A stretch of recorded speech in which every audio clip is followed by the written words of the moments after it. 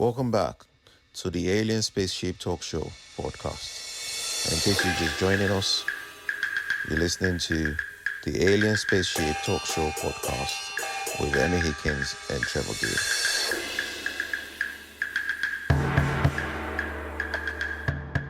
Great extent, and so yeah, and I would say that with all carefulness, because there's an aspect of conspiracy theories that I would buy into, and there's the aspect that I don't buy into. The abduction of aliens abducting human beings, I don't buy into that. Cover-ups for reasons of whatever reasons that may be, I buy into to a great extent. For instance, the celebrities where, I think they manufacture a celebrity scandal, and then there's something else they've planned to do, and whilst we're being distracted by focusing on that scandal, whatever is going to happen happens, and then by the time we come back to reality, it's already too late. So I believe in that. I do believe in that aspect of the conspiracy theory. But all the other aspects of conspiracy theory, I would take with a pinch of salt, because, unless you can substantiate, unless there's a substance to it, I don't believe in it. Because then you where does it stop? Where does it end? You believe in anything and everything, so that's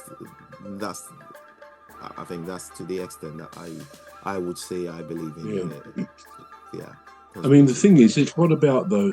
That's a very general comment, a good comment about conspiracy theories, and probably most of us would agree that you can't take on board and believe everything by way of conspiracy theory. But individual conspiracy theories, maybe it's a different question, because, for example, fairly recently, another report, or not so much a report, but papers were released, great numbers of papers were released about President Kennedy's assassination. Right. Back in, I think it was in the 1960s. Now, a lot of people have a view on that over the years, because perhaps when someone is assassinated like that, over time, a lot of their life story and what they did, what they didn't do, came out. Now, as I understand it, he was a very impressive, clever president of the United States. Right. And I think there were problems. There was a risk of a nuclear war with the USSR, as it was then, Russia, because they wanted to put some nuclear missiles in Cuba, right on the doorstep of Florida, really. And it was a real war of attrition. And Kennedy, when you read the stories about this, he held strong. He said, no, he's not going to, he will retaliate if they put them there. And eventually the USSR president backed down. But it brought the world apparently quite close to a world war. But that, be that as it may, he also had a checkered personal life. I don't think it's disclosing anything that isn't known, that he had affairs, apparently with Marilyn Monroe, and there's another conspiracy theory there that she was murdered. But I mean, that's going off at a tangent. But anyway, these papers that were recently released, I don't know whether it was because Trump said when he got to be the president again, he wanted to find out about these things or release information. I don't know whether that's why they were released, but anyway, they were. But actually, some of it was in the press, and it seems to me that huge amounts of this paper's release, they were redacted. It was just blacked out of the lines. So many pages. And so, of course, all that really does. So the papers ultimately didn't say much more than people knew anyway.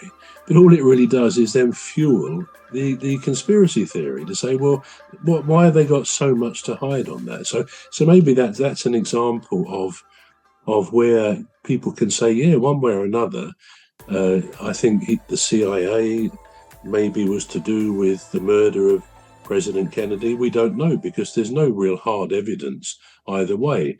And if it was covered up like that, then presumably it will always remain covered up. So that's a specific one. Another famous person who was murdered, again in America, is John Lennon. I think that was in 1980. He'd gone out in the morning with Yoko, his partner, his wife, and there was a fan there at the bottom of his building, the Dakota building, just outside Central Park in New York. And I think John signed a book for him in the morning. And this chap, Mark Chapman, said, well, I'll be here later on when you come back, because I want you to sign a record cover. So anyway, later on, they did come back. John Lennon, as I understand it, signed the record. We're going to take a short break now. We're back shortly. You've been listening to the Alien Spaceship Talk Show with Trevor Gear and Emmy Hikins. The Alien Spaceship Talk Show podcast is looking for sponsors. If you're a company out there looking to spread the word about the products and services you provide, please get in touch with Deepstuff Radio Podcast on info@deepstuffrecords.com, or to use the contact form on our website to contact us, please visit radio.deepstuffrecords.com.